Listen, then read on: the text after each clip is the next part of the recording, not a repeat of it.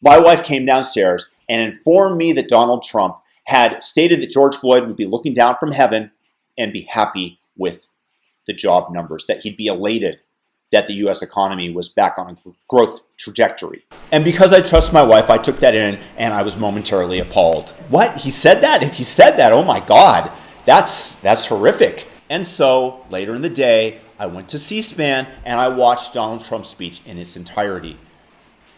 Here is what he actually stated. Equal justice under the law must mean that every American receives equal treatment in every encounter with law enforcement, regardless of race, color, gender, or creed. They have to receive fair treatment from law enforcement. They have to receive it. We all saw what happened last week. We can't let that happen. Hopefully George is looking down right now and saying, there's a great thing that's happening for our country. There's a great day for him. It's a great day for everybody. This is a great day for everybody. This is a great, great day in terms of equality. It's really what our Constitution requires, and it's what our country is all about. Now, getting into that, it was a little bit rambly. It was a little bit out of place. However, he is specifically talking about equal protection under the law, the rights of each individual citizen to have constitutional protections. This is the essence of what he was saying. And they are trying to make Trump out to be, once again, a monster. They are lying to the public. It is an all-out smear job. And I take great exception to this. I take great exception to being lied to on a continual basis. You want to claim that you got something wrong one time. Fine. A couple of times, fine. The rest of the time, you've cried wolf. And why should I believe anything that the media tells me now? I have to be able to do this research for myself before I believe it. The moment that anybody says something negative that they've got from the media about Donald Trump, I say, okay, and I wait. And I do the research myself because I know that it's likely going to be, like this was, a lie. And it saddens me because I used to have greater trust in the media. Maybe I was more naive at the time. That is a grand possibility.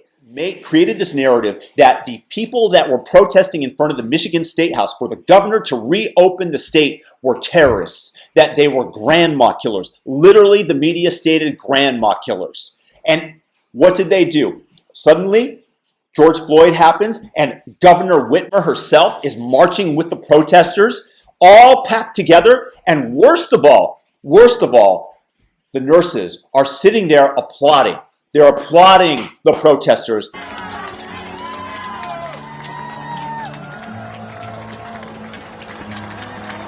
Where before they said, please, please, please, please don't get together. Don't get so close together. Please don't spread this deadly disease. So what was it about? Was it about medicine? Was it about science? Or was it about politics? I feel the hypocrisy is so deep. The chasm that's being built and dug in our society is so large that I fear that we have fallen into the abyss as a society, completely unable to cross this Grand Canyon, this chasm that we've created ourselves. This is not something that naturally occurs. And the media is so culpable in digging this, in dividing us. And it makes me absolutely ill because most people don't have the time to go out and do this research. I'm saddened as an American. I'm saddened as a citizen and somebody who likes to think for myself that the media is intentionally doing this. And it is for one purpose. It is to get rid of Donald Trump from office. I never voted red in my life. I think I voted for Arnold Schwarzenegger for governor of California one time. And this year, I am checking every single box red. And it is not because I'm so in favor of Donald Trump. I think that he has his flaws. I like some of his policies. I don't like other things that he does. But I am voting against the blue leftist media. I am voting against those divisive people that support rioters and looters and say that they understand where it comes from. No, there is no excuse for that. It's black and white. Pardon me saying so. You either are a good person and you peaceably assemble and protest as the First Amendment allows. The moment you start rioting, I am lost interest. I have lost interest in your cause and with you. It is a disgusting thing to do. For those who protest peacefully, I have nothing but you have that right to do so. That is protected in our First Amendment, and I will stand by you. But the moment that you start to riot and loot, no. It's a really sad state of affairs that we're in right now.